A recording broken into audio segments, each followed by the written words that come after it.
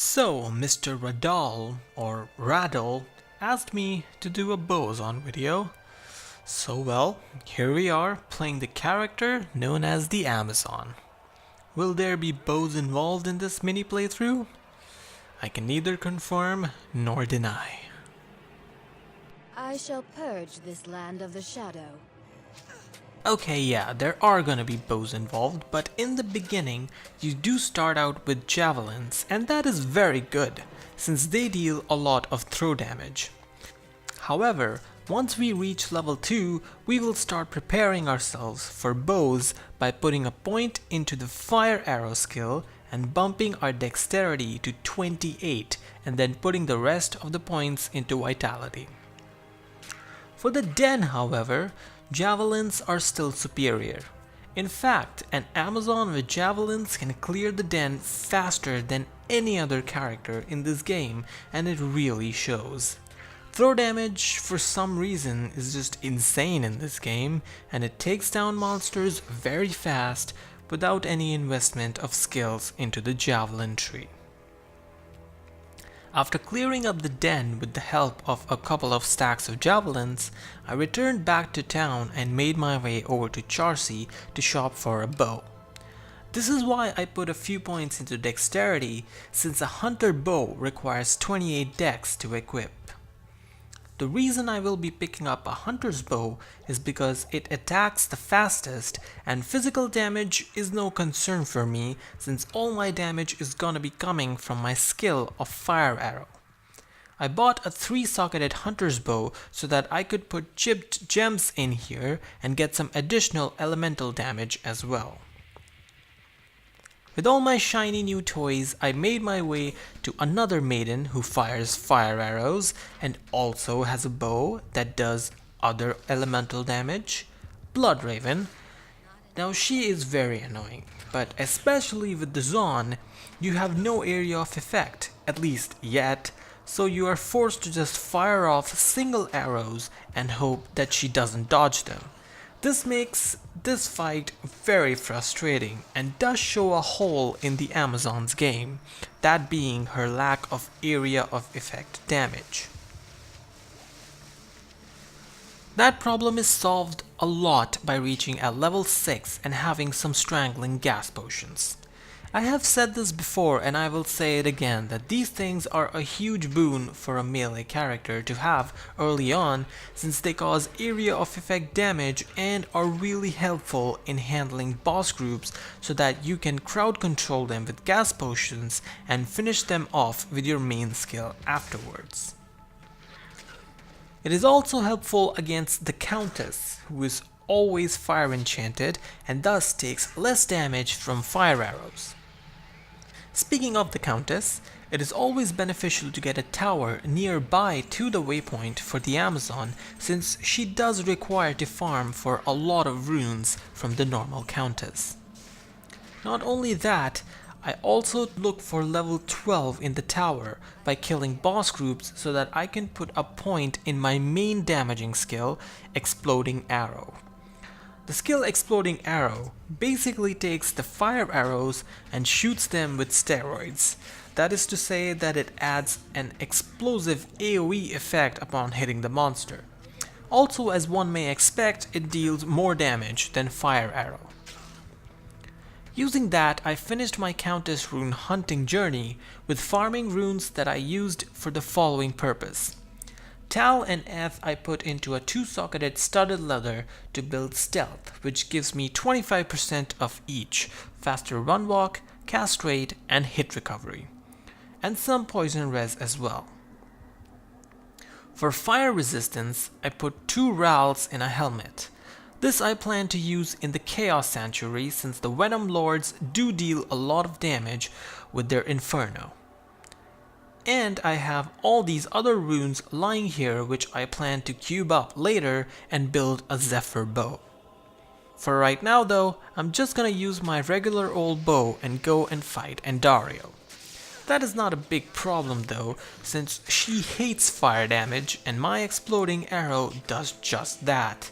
She herself does do a fair bit of poison damage, So I chugged some antidotes to give me 50 poison res before the fight, and the fight itself was not that long or worrisome, as you can tell.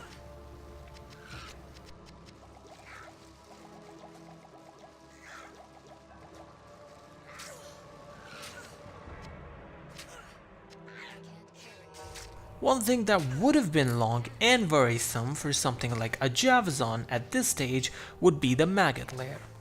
With Exploding Arrow, however, you are able to attack monsters head-on and have good area of effect damage to take out whatever group or boss pack comes in front of you.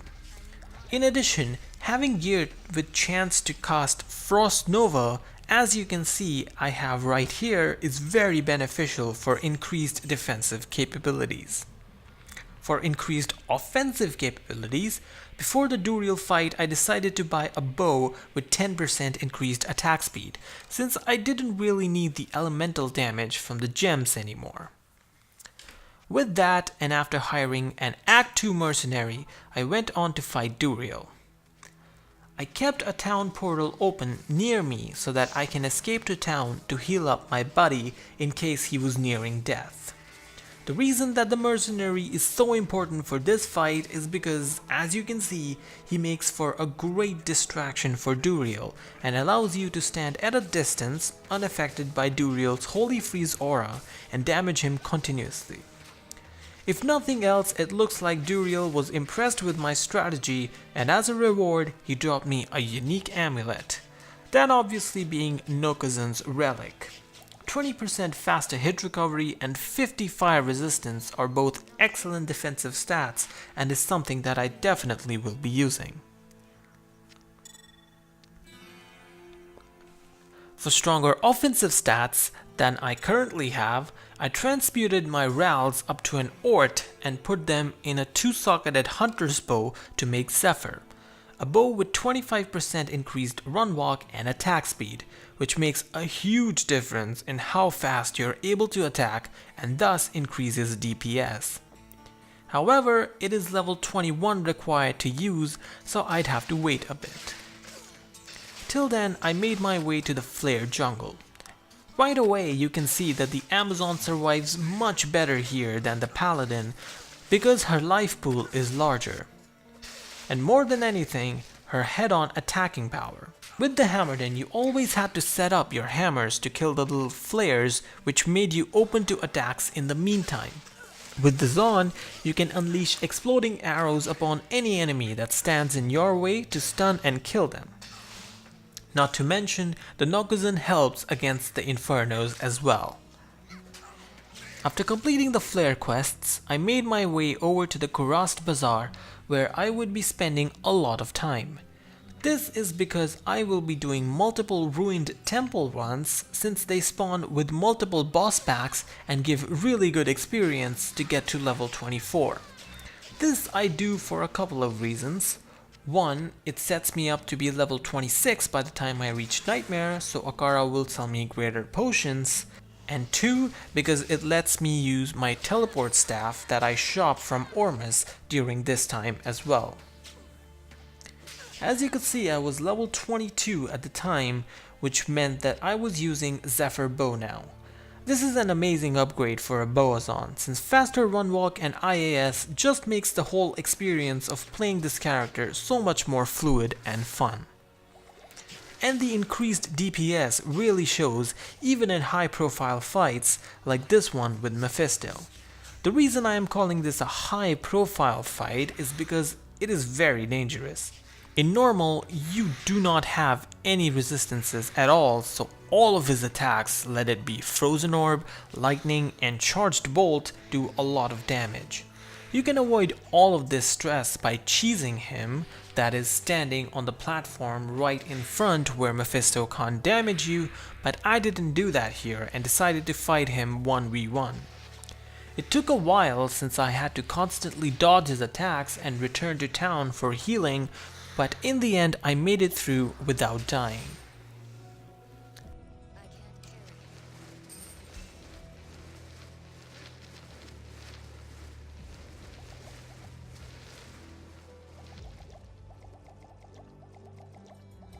Izzy was a stark contrast and was a much easier fight.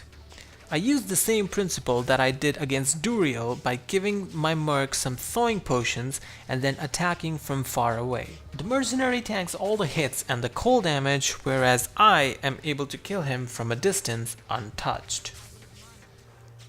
I'll need the mercenary moving forward too in the chaos, but right in the beginning he's probably gonna die to pit lords due to the massive fire damage. Thankfully I have no cousin, so my survivability is a lot higher, but Infector is still a pain since his monster type is naturally resistant to fire and does take quite a few hits to go down.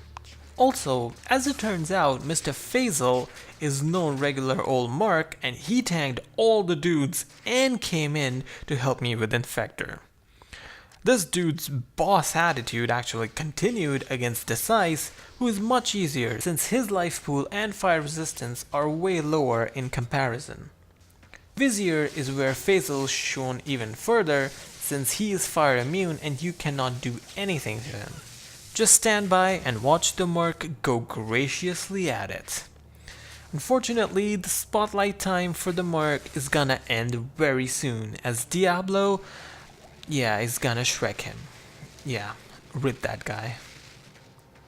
He can Shrek me too, but I would say that overall he's less dangerous than Mephisto is, just because of the nature of his attacks are not that fast and instant. Especially when I'm standing at a safe distance away, I can often see them coming and move quickly out of the way. Other than that, the fight is pretty similar to Mephisto's.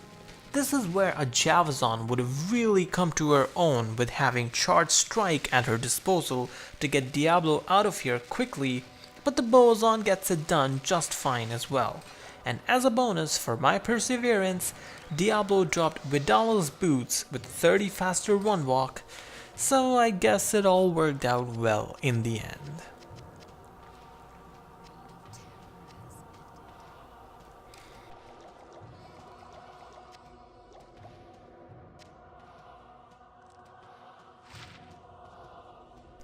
But if you had started to miss Faisal just yet, well, never fear since he's here yet again, this time to help in the Ancients fight. Here he acts as the quintessential meat shield that the Ancients can target while you snipe them out from a distance. Talik, however, does give him a lot of trouble in the fight with Whirlwind, and because I ran out of health pots in my belt, I was unable to save him. Without the merc, the fight was seeming quite tough since they were all attacking me at the same time, and therefore I tried the good old luring them into the corner trick. This works great to separate the Ancients, as Talik always whirlwinds to you first and you can deal with him separately. He's the most fire resistant, so he does take the longest to die as well. Then I lured in Korlik, who was a lot less tanky, and finally Madoc, the Ancient with the least amount of HP, went down last. Faisal's time in the spotlight, however, was still not over, as still he had one more assignment to handle, and that was Colenso. Much like Vizier, this dude is immune to fire and therefore you cannot do any damage to him. Whereas Faisal's physical damage with the pike as a weapon is able to kill him, albeit a little slower due to Bale's Decrepify. Unfortunately, that guy gets ripped again, this time to Hydras, but one group of monsters that were very close to ripping me were wave 4 of Bale, surprisingly. These guys have never been a problem till now, but I guess their natural resistance to fire was just a little too much for my Zon to handle, and I was not able to kill them. Well, they were dying, but they were doing a lot of damage to me in return as well, and since they were out of the throne room anyways, I decided to bail. Haha, get it? Bail. Anyways, I had to drag out wave 5 as well, since, I couldn't even defeat their little brothers. These guys would have been an immense pain to kill, so I decided very quickly against it. Another monster that can be an immense pain to kill with the bows on is, Bale himself. Your damage is good, but not Charged Strike or Blessed Hammer good. It does take a good while to bring Bale down, and he can annoy you in many ways, but this Bale, surprisingly, was actually exceptionally well behaved. He didn't clone himself even once during the entire fight, and the only annoying thing that he was doing was just teleporting around a bunch. Even that he stopped once I got in this spot right here. Here his mana burn attack couldn't reach me either, and he also wasn't using his cold V-shaped attack a lot. I mean, he used it a couple of times, but not a ton, which is really lucky since it is supremely annoying, and as a melee character, it slows you down. Overall, a very lucky and easy fight that went down much quicker than I anticipated.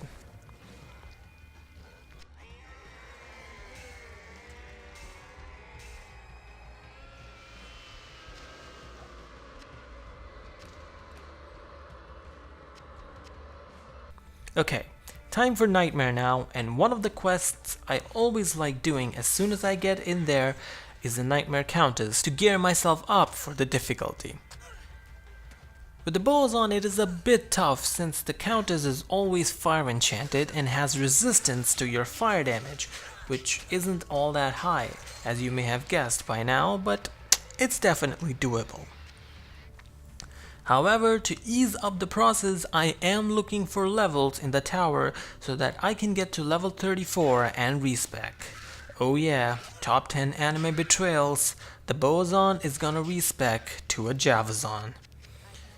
To be fair, this is an Amazon mini playthrough, and this is just how I like to play this character, and also you can totally write out Nightmare using Exploding Arrow, but I like going Javs at 34. For the respec, I put the required points into strength, just enough to wear my Vidalas, and then all the other points I'm going to put in vitality. I'm not gonna need high dexterity because for my weapons I would be using just some standard 20% increased attack speed javelins brought from Anya in normal. Anya is a great place to farm for them due to the Pindle portal so that you can refresh her vendor items really quickly. For skills, I went straight for the Javelin tree and picked out Lightning Fury and Charged Strike. These two are going to be my ranged and close combat skills respectively. Because of this, I maxed both of them, and this is also why I waited till level 34 for the respec, because I feel that around this level, Fury really starts doing some respectable damage. I also got Pierce from the passive and magic tree so that my javelins will pierce through the enemies, making the Lightning Fury even more deadly. The rest of the points I just left alone since I will put them into CS and Fury together as I level up. After that, I did some Pharah farming for socketed items to make the rune words, and now I'm ready to show off my Nightmare gear to y'all. First are some 30% increased javelins that I found while just randomly rune farming the rest of the way, and they were an upgrade to my DPS, so I picked them up. I have lore for +1 to all skills and lightning resistance, which is always helpful. My Ami is Nokazan because I have found nothing better, and this is pretty good on its own, providing that huge fire resistance and hit recovery. Rhyme Shield. This thing to me is huge for something like an Amazon because of the cannot be frozen. Since you are attacking standing so close to the monster, this is just so much more convenient. But interestingly, the current Hell Hardcore Amazon world record opted to not go for this and rather used thawing potions every time his Amazon got frozen.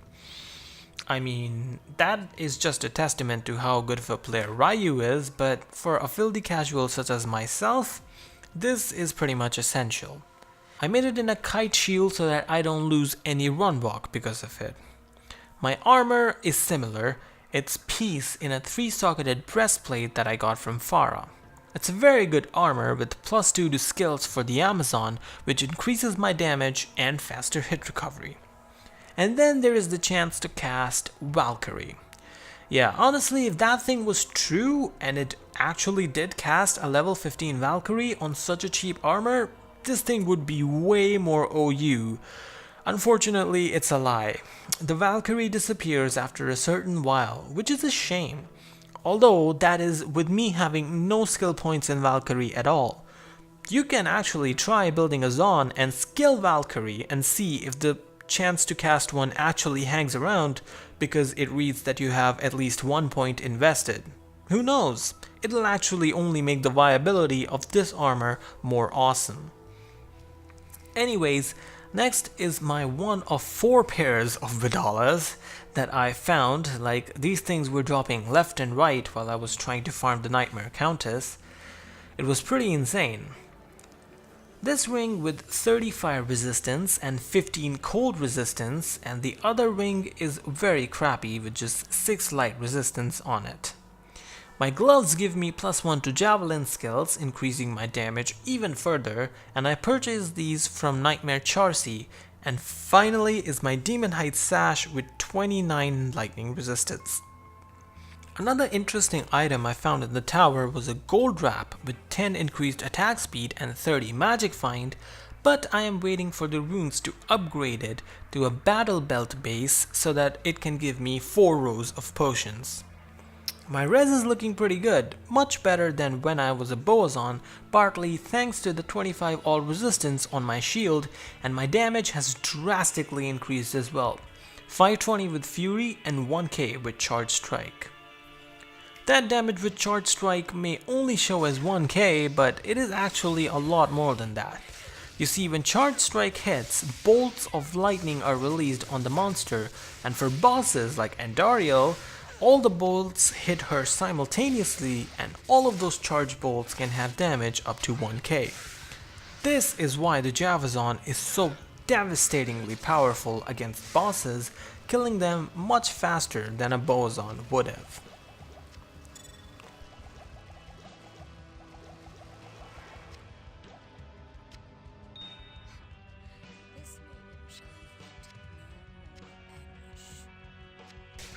Act 2 mostly consists of monsters like beetles, kitty cats, and birds, all of whom are naturally resistant to lightning.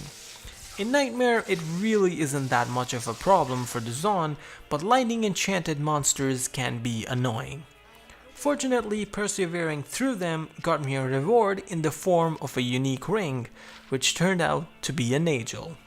A 17 Nagel, which is pretty pathetic, since it can roll from 50 to 30% magic finds, but it's still cute. It's still a Nagel. Going along with the theme of not having much problem with the Zon, I reached the Maggot Lair. Due to your linear attacking style, killing monsters through these narrow corridors is super easy and satisfying. As a bonus, enemies die quicker as well, since Furies tend to bounce off of walls and then hit the monsters multiple times, and provides even faster sweeps with that lightning damage. Tal Rasha's tomb is the same, but for the reason that it has a lot of monsters, and one of these types of monsters for me were these beetles. Now these guys are great in Nightmare since they give a lot of experience. With the Amazon in general, I do find it much easier to stack on experience because she just kills so much, so fast and so effortlessly, and that's the reason I was able to get to level 45 before Nightmare Duriel. Now with level 45, I had a lot of skill points into both Charge Strike and Fury, and thus my damage was pretty high. That combined with the shiny new wand with lower resist charges that I had recently bought was sure to make the Duriel fight easier, but not easy. Duriel has his oh so famous Holy Freeze aura, which gets through my Cannot Be Frozen mod on Rhyme, and his physical damage is nothing to scoff at either, as he was leaving me continuously hit stunned and bouncing against the corner. Therefore, I ran to the center, and here things went a lot smoother, and I was able to deal way more damage here than in the corner, for some reason, and finished off Duriel Nightmare for good. Okay, I got a level with y'all for a second. What you're seeing here is my Amazon's Nightmare Act 3 footage, but unfortunately you won't be seeing all of it, or any of the Act 4 footage. Yes, I know I am a horrible video maker, but I somehow managed to corrupt the video files of both of these acts. Thankfully, not a lot of notable things happened here, as the Amazon just sweeps through everything, as you can see. Well, when I say that not a lot happened, I did get 2 drops of 2 skillers, because that's just apparently my thing now. One was a traps skiller, and the other was a shadow disciplines skiller, because, of course, what could be more useful for my Amazon than a couple of assassins plus skills grand charms? Anyways, like I was saying, the whole Act 3 and 4 was smooth sailing, including the CS and Diablo, due to there being no lightning immunes, and now we're gonna jump straight into some Act 5 action. Act 5 Nightmare anyways is the coolest act, since things really start to get serious here. Monsters with OP DPS like Spear Ladies, Archer Ladies, the crazy brutes around Anya, and Nilithak with his corpse explosion all come into play here, but for the most part, the Amazon handles everything elegantly as ever, doing her thing and killing monsters left and right.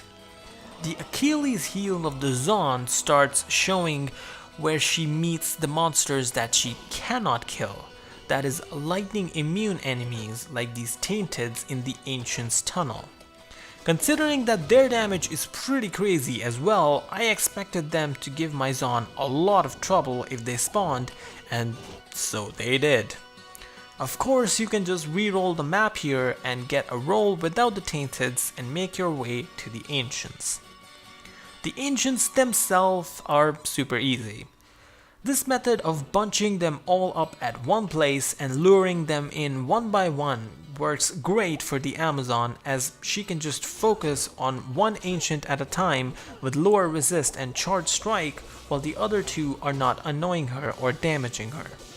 Some rules to look out for here are Cursed, Midora, and Fanaticism, because you'll probably get one shot with them.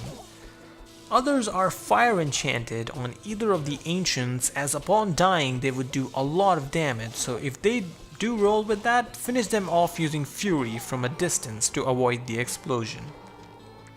Finally, Madoc is the Ancient with the most lightning resistance, and therefore making sure that he isn't magic resistant, lightning enchanted, or spectral hit goes a long way to making sure that this fight doesn't last ages, as those mods can make him extra tanky towards your lightning damage. Proving my point right is Bartok, who is always lightning enchanted and therefore is one of the most annoying kills in the throne room. Other monsters can screw this up as well, especially souls, as not only are they lightning immune but also they're souls, and they'll shred you in half without permission because they're souls. And finally, another unlucky roll on Lister like I got here with lightning enchanted makes him super annoying to kill as well, as he is naturally bulky with spectral hit and a lot of HP that dealing with him while he's lightning enchanted is just not worth it. Bale fortunately is always consistent and always crumbles under your attacks. Remember how in normal I was skipping around because Bale wasn't cloning and not making my life hell, and I thought I was very lucky? Yeah, well, the Javazon says luck is for losers. And Boazons. Whoops, did I just say that out loud? By the way, the Javazon absolutely shreds Bale in a matter of seconds. This is what makes her an excellent candidate for magic find runs, and that's good because with this gal, I have to do a lot of them.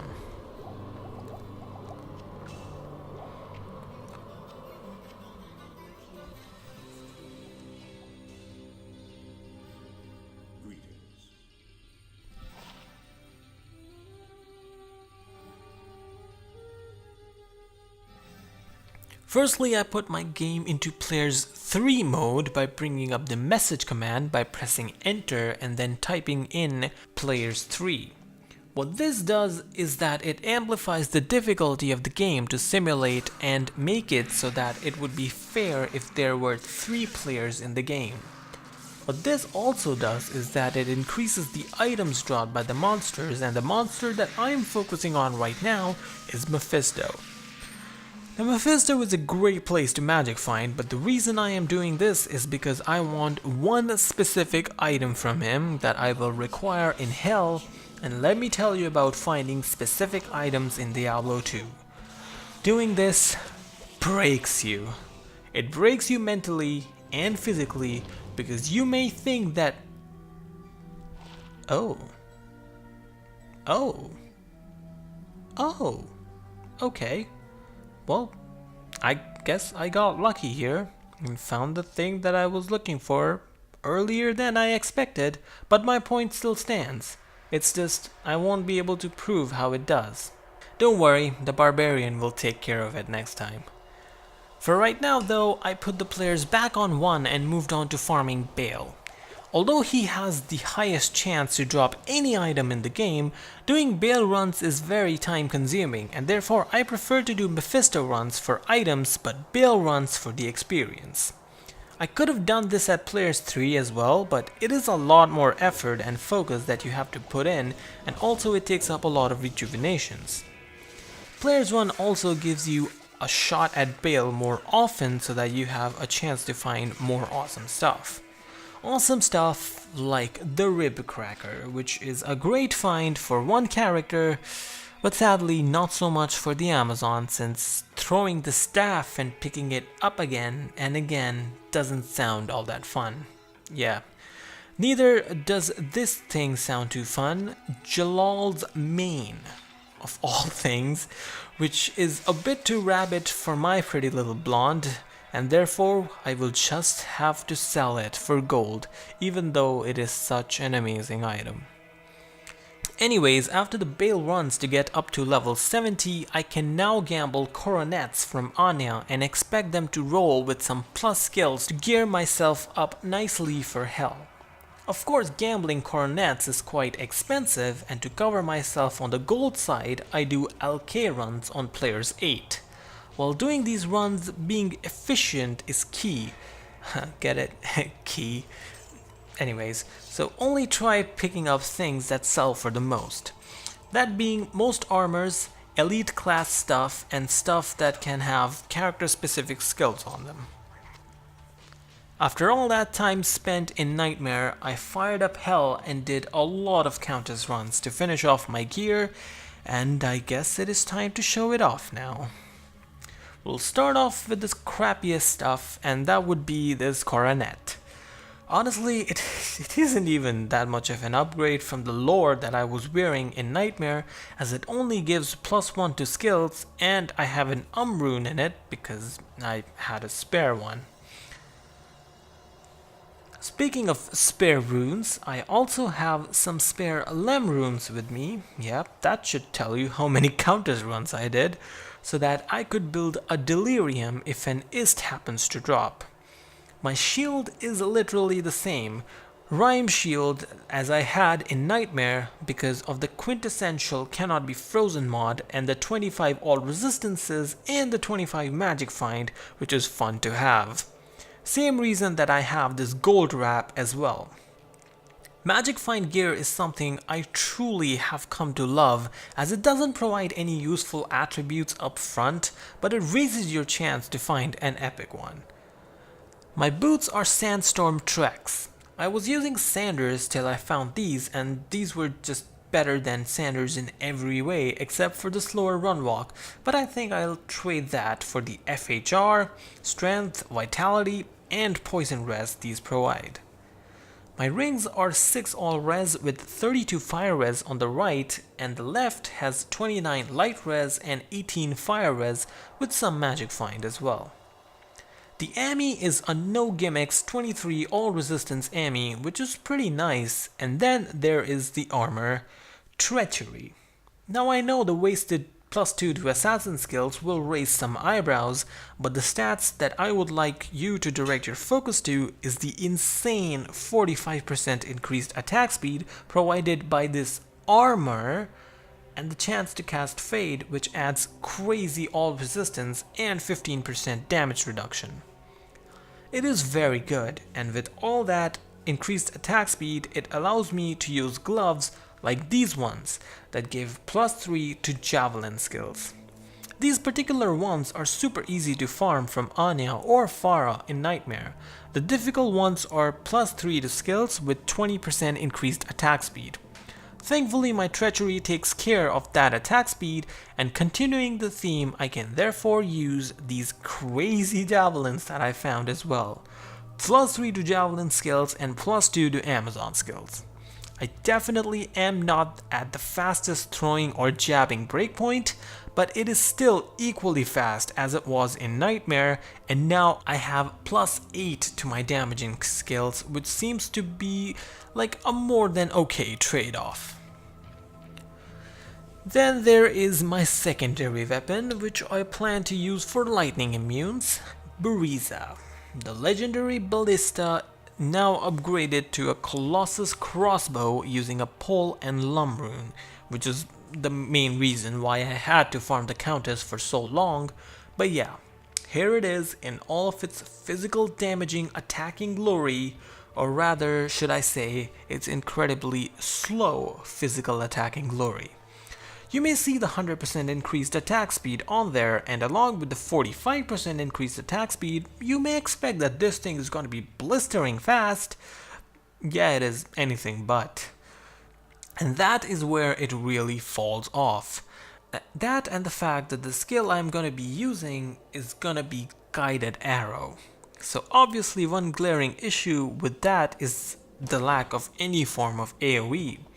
Combine that with the fact that this weapon fires so slow, yeah, the DPS numbers are not exactly high. That being said, it is getting the job done, especially when Venom kicks in and adds all that poison damage, yet another benefit of having Treachery.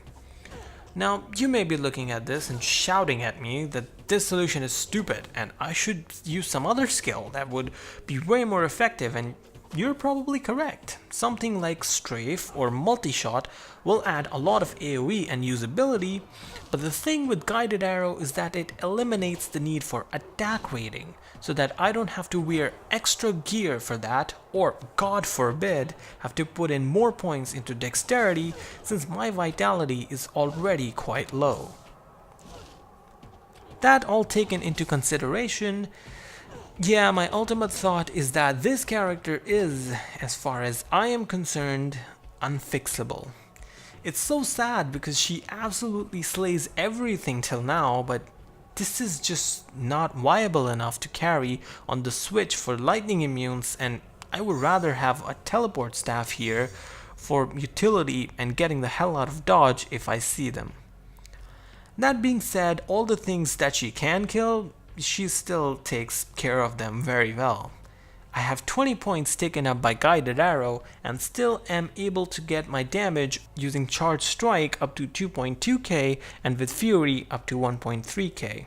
Like I mentioned before, the strength requirement for an upped Buriza is ridiculous, so my life is only 990 with my res looking okay-ish without Fade. With Fade, obviously everything gets maxed even on Switch. Okay, now time for some gameplay. Act 1 shows two extreme ends of the spectrum, as you will see. You start off with the Den and no lightning immunes, and life is easy. You have the choice of throwing Fury for massive amounts of AoE damage or Charged Strike for singling down on one target. Corpse Fire can be lightning immune here if he's lightning enchanted and magic resistant, I believe, but he was neither for me, so it was all smooth sailing.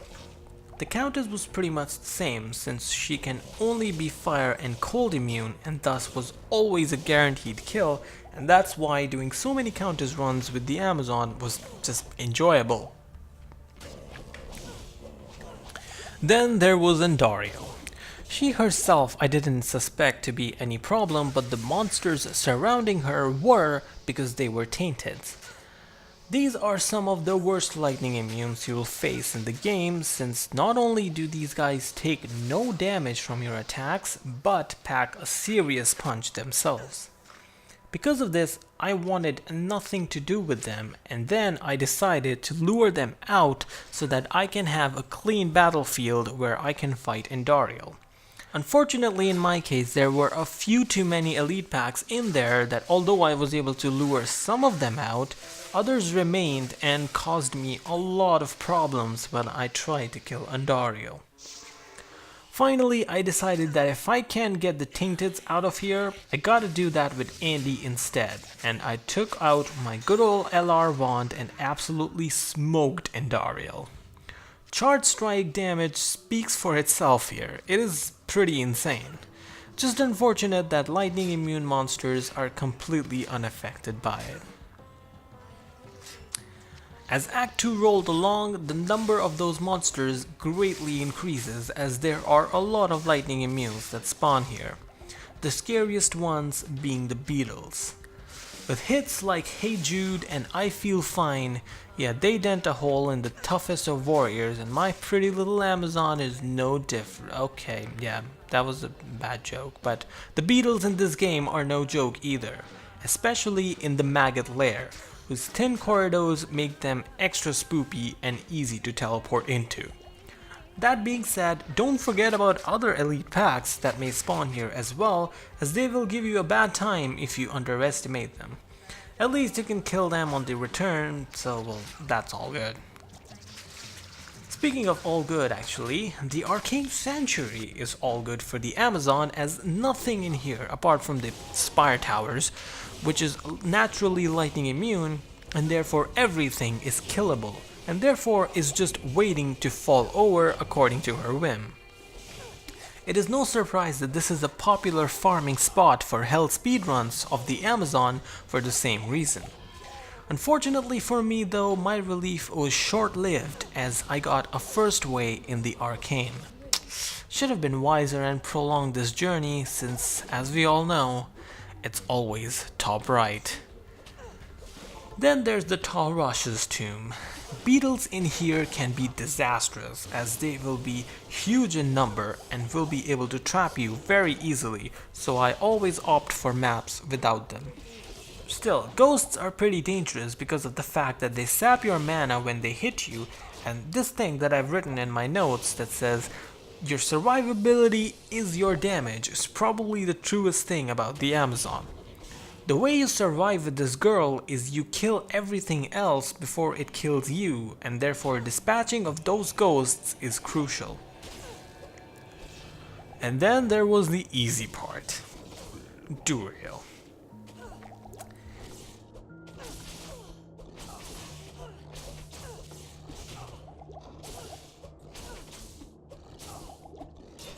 And dead. Okay, next. Well, next is Act 3. And if you thought that Act 2 was filled with brutal lightning immunes, well, Act 3 says, hold my beer. Soon as you step out of town, you can tell that you're gonna have your work cut out for yourself, as everything you come across is unkillable.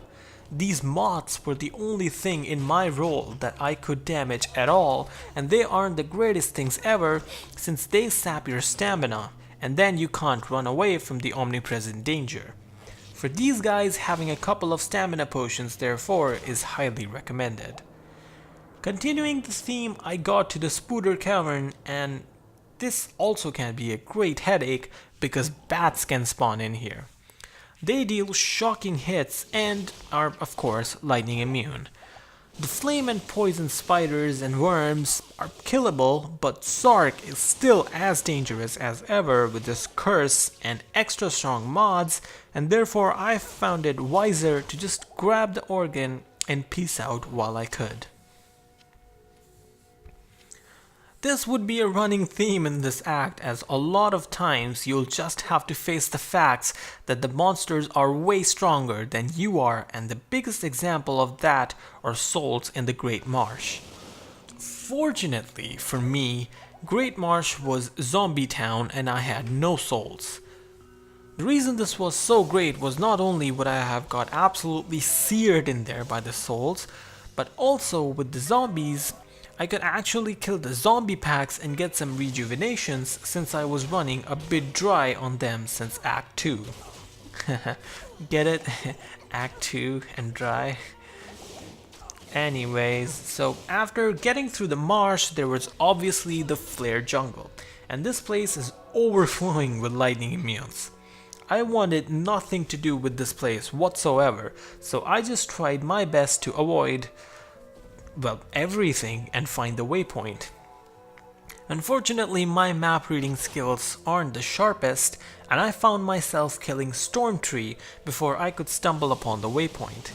That was all good though, since after Stormtree was Lord Kurast, and here I was able to get the waypoint and the super chest campfire set up, so I decided to retire here for a little while and do some LK runs for some gold and rejuvenations before moving on.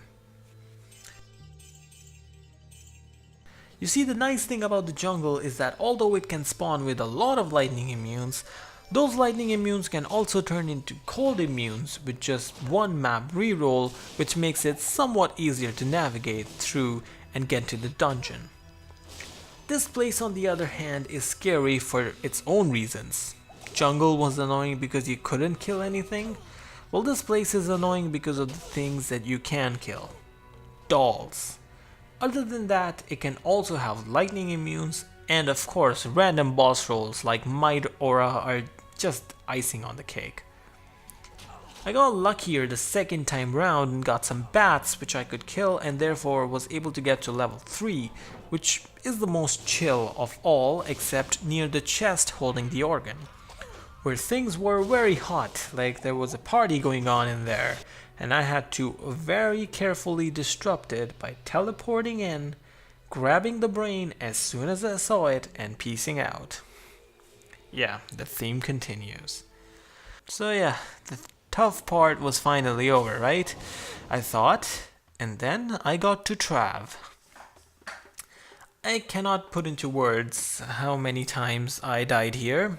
Neither can I count the reasons due to which I died here, but the main highlights were lightning immune zealots, lightning immune council members, hydras teaming up on me and not having fade buff, and curse from one of the council members.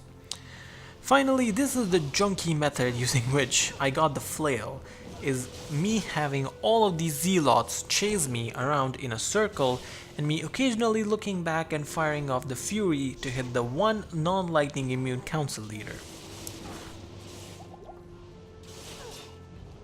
Finally, he I think just ran in front of me and I hit him with a charged strike that killed him, and after that I was able to retrieve the flail and then transmute it and get the whole thing up and hit the orb. Whew. And then there was the easy part. Mephisto.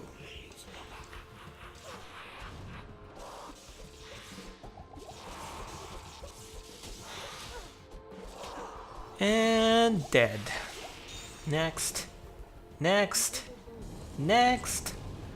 Well, actually, next was Act 4.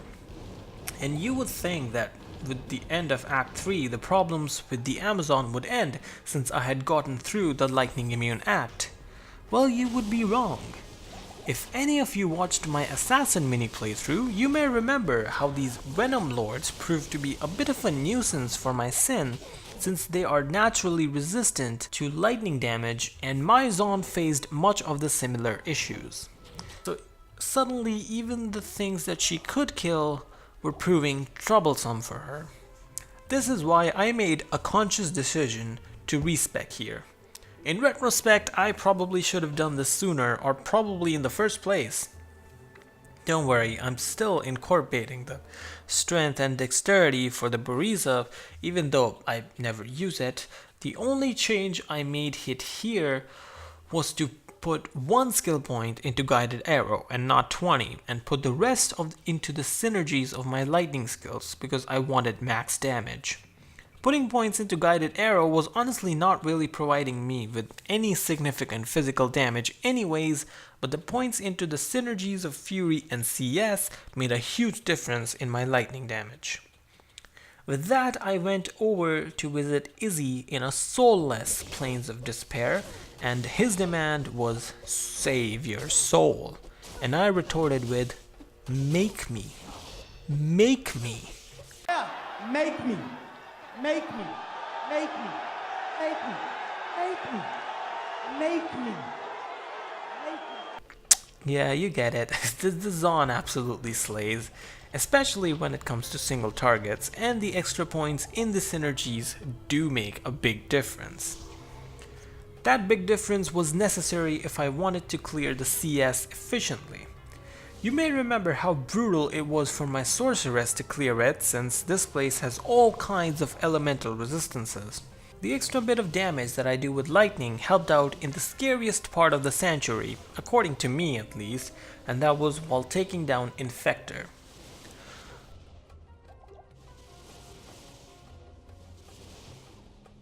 Once he was down, I felt it comfortable to actually bring in the Bariza and give it some action time and let the teleport staff stay in my inventory. What followed was a very slow but very successful process of clearing the CS. You see, the good thing about the lightning immunes at this place are that they are the floaty float guys, which by themselves can't really do all that to you. The monsters that do damage you, but you can just take them out with Charge Strike in a matter of seconds, so it all works out in peace and harmony. It also helps that with Guided Arrow you don't have to aim, the positive side effect of which was that when I started fighting Grand Vizier, all I had to do was shoot a bunch of arrows at his group, and most of the arrows found their mark auto-magically and went ahead and struck Vizier, which made him go down surprisingly fast. Yeah, we're doing it, people. We're making the Javazon work. Of course, the thing that followed was the easy part. You know, Diablo.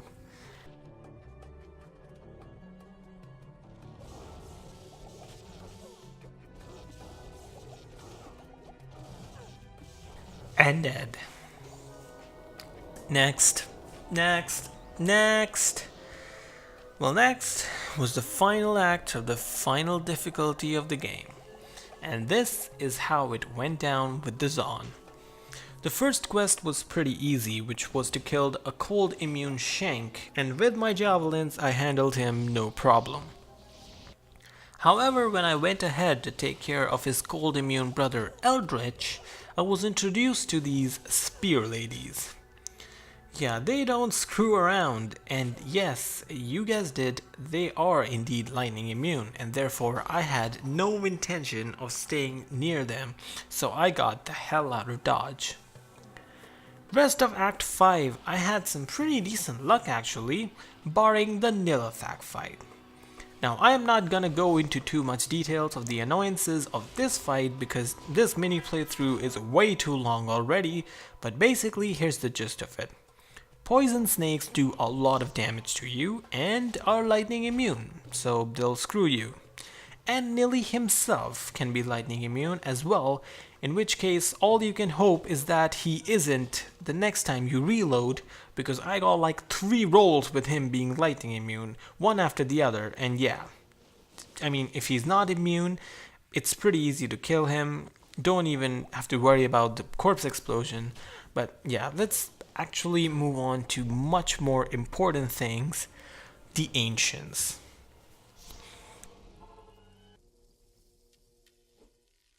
Okay, so the way that we beat the Hell Ancients is the same as before, with the lure trick in the corner. The only hindrance this time is that these are Hell Ancients, and yes, they can just straight up kill you. This is why you don't try to tank a Cursed Talic, or a Conviction Talic, or just Talic in general. Just stay away from that guy. No, but seriously, there are non-OP versions of him that you can tank, and as you can see right here, after he spins at you, you can put the LR curse on him and start stabby stabbing. Things to note here are obviously that Talik or Korlik should not be lightning enchanted because, yeah, then you can't kill them, and that's not too fun. Also, make sure that Madoc is in stone skin, because otherwise it would be a pain to take him out after the other two, since for him I'm gonna be using my trusty Buriza. Now, I'm gonna be honest, my strategy going into this fight for Madoc was to use the method of hit and try and hopefully get him behind a pillar or something where I can safely fire towards him. And as it turns out, that is exactly what ended up happening. I found this pillar accidentally, and as it turns out, it absorbed all of the hits of Madoc and allowed me to fire at him uninterrupted. Another advantage of this position, besides the fact that I am not getting damaged obviously, is that I am not constantly getting frozen by his attacks, since remember, I do not have my source of cannot be frozen at this moment. Now, even with this evil genius plan of mine, this did take its sweet time, but that was okay since I had stocked up on plenty of mana potions by throwing them on the ground before the fight started and had extra ammo for the bolts in case I ran out. Slowly but surely, my plan worked and the ancients were out of the way. Which only left Bartok. Yeah, I got insanely lucky with the World Stone, and the Throne Room had no lightning immunes in here, but Bartok is always lightning enchanted, which means he takes significantly longer to down than the other monsters. Not only that, he was cursed, and with just one swipe was able to bite away a large chunk of my HP, so I thought it was wiser to just see him out. I actually tried pulling him out even further, just in case I need room outside if I have to lure out another wave, but then I saw Death Lords with Midora, and I had a curse on me. Yeah, and I immediately changed my mind. Besides, I actually didn't have to pull either of the two waves out because our little Dawn has come a long way since normal and can handle herself pretty well now, even against Lister. Yeah, sure, this isn't the pure Boazon that you asked for, Radal, or Radol, I'm sorry about that. But hey, at least it was fun. And that brings us to the Bale fight and my final speech thingy. Thanks for watching. Happy New Year's, as I plan to release this on Jan 1 of 2019. 2018 was a good year for me in terms of YouTube, and I want to thank you for that. I have a more comprehensive video planned as well, which I am probably going to be uploading the next day or the same day as this one goes out, where I detail how I plan to run this channel going into 2019, giving all the things that are happening in my life and my mind and all that fun stuff, so watch that if you want to. Other than that, thanks for watching this long mini playthrough. I haven't edited it yet completely, but I can tell that it would be a lot longer than usual, so let me know if you like that or not. I absolutely love receiving your comments, so if you have any suggestions, complaints, questions, feel free to pop in the comment section down below. Other than that, I hope you found this content riveting. Yours truly, with love.